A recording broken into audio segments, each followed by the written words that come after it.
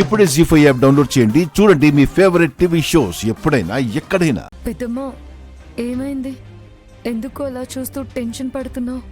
అదిగో మీ పెద్దనాన్న వెళ్తున్నారు చూడమ్మా. రామా పెళ్లికి మెరుగు పెట్టడానికి ఇచ్చిన నగలు ఇప్పుడే కంసాలి ఇచ్చి వెళ్ళాడు. అవి పట్టుకొని నేను రామాకి ఇచ్చేస్తాను అని వెళ్తున్నారు. నాకు కాళ్ళు చేతులు ఆటం లేదు. నగలివ్వడానికి వెళితే నువ్వలా టెన్షన్ పడ్డం దేనికి పెద్దమ్మా? రామా నాకు ఈ పెళ్ళొద్దని చెప్పిన విషయం మీ పెద్దనాన్న దాకా తీసుకెళ్లలేదమ్మా. ఇప్పుడది నేరుగా మీ పెద్దనాన్నతోనే పెళ్ళొద్దని చెప్పేస్తుంది కదా. అవును కదా పెద్దమ్మ.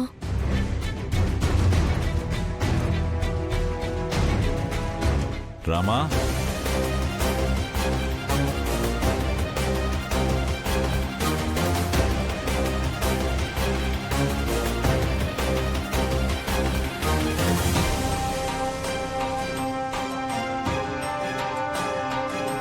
పద పెద్దమ్మ, రామలక్ష్మిని ఆ విషయం చెప్పనివ్వకుండా ఆపుదాం.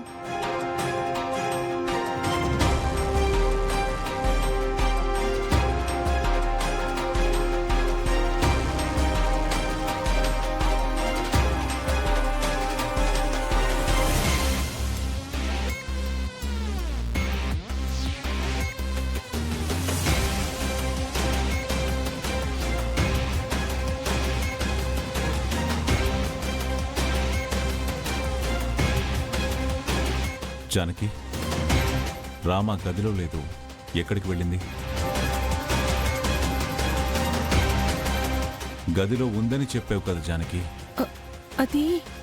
అది తన పెళ్లి కదా. ఫ్రెండ్స్కి చెప్పి వస్తాను అని ఇందాకే నాతో చెప్పి బయటికి వెళ్ళింది పెదనాన్న. ఓ అవునా, సరే. జానకి, ఇదిగో నువ్వే.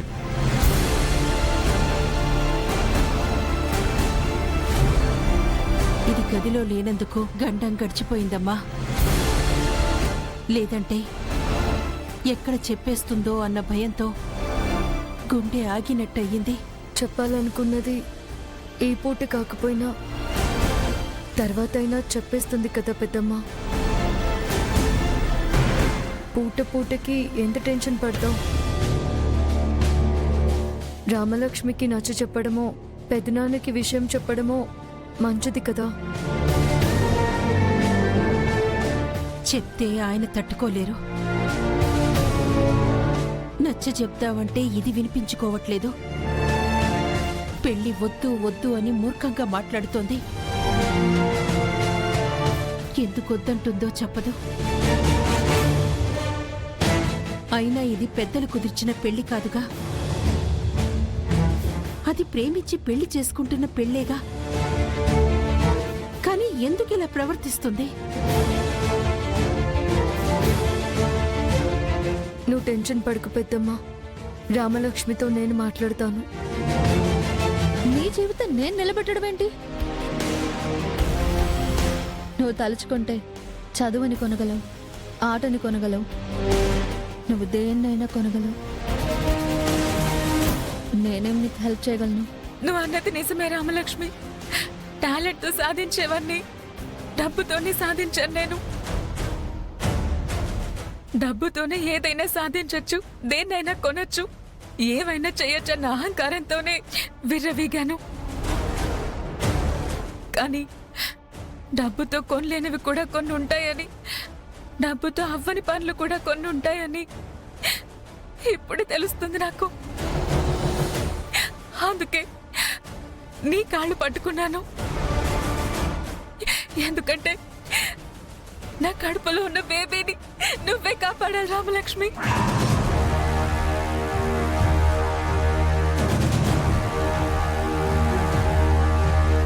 ఏంటి ఏమన్నావు?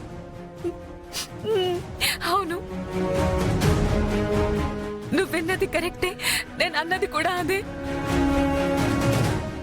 నాకిష్టమైన మా అమ్మ మీద ఒట్టేసి నిజం చెప్తున్నాను. శౌర్య వల్ల నేను అమ్మనవుతున్నాను.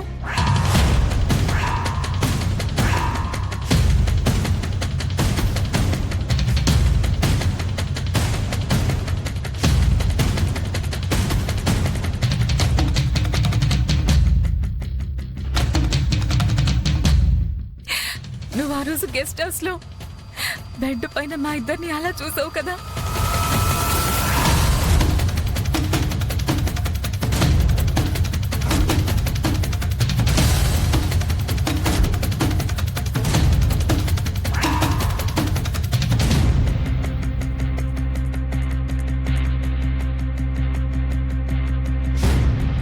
మేమలా నీకు కనపడ్డం ఫస్ట్ టైమే, కానీ మేమలా కలుసుకోవడం చాలా సార్లు జరిగింది. ఆ రోజు కూడా చెప్పాను కదా నీకు, మేమిద్దరం సీక్రెట్ రిలేషన్ లో ఉన్నామని. కానీ అప్పుడు శౌర్య సార్ నీకు చెప్తానంటే అడ్డుపడ్డాను, నీకు భయపడి. మేము ముందుగానే పిల్లల్ని పెళ్ళయ్యాకే, అది కూడా పెళ్ళైన 5 years తర్వాత అనుకున్నాం. నేను శౌర్యకు అదే చెప్పాను, తను కూడా ఓకే అని చెప్పాడు. కానీ లాస్ట్ మంత్ ఒకసారి శౌర్య నాకు ఇంట్రెస్ట్ లేదన్నా కూడా బలవంతం చేశాడు. అప్పుడు నాకు డౌట్ వచ్చి డాక్టర్ని కలిశాను. తను టెస్ట్ చేసి నువ్వు ప్రెగ్నెంట్ అని చెప్పేసరికి నేను షాక్ అయిపోయాను.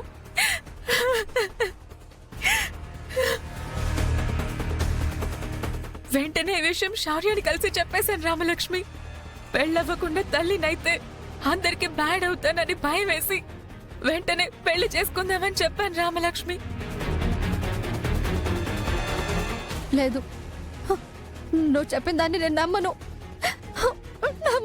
రామలక్ష్మికి నాకు 2 రోజుల్లో పెళ్ళుంది. ఈ టైంలో నేను ఆ పెళ్ళి వద్దని చెప్తే రామలక్ష్మి వాళ్ళ నాన్న నన్ను చంపేస్తారు అశ్మిత.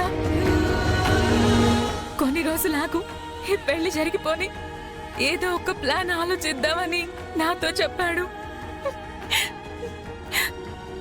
సార్కి నేనంటే ప్రేమ ఉంది, నన్నే పెళ్లి చేసుకోవాలనుంది. కానీ కేవలం మీ నాన్న చంపేస్తారని భయపడి ఇప్పుడు నాతో పెళ్లికి వెనకడిగేస్తున్నారు రామలక్ష్మి.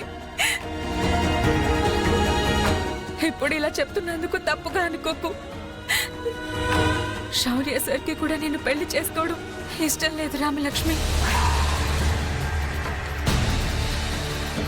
నువ్వు లేదన్నావంటే మాత్రం మీ నాన్న కోపానికి సార్ చచ్చిపోతాడు, అవమానంతో నేను చచ్చిపోతాను. అప్పుడు నాతో పాటు నా కడుపులో ఉన్న బేబీ కూడా కన్ను మోస్తుంది రామలక్ష్మి.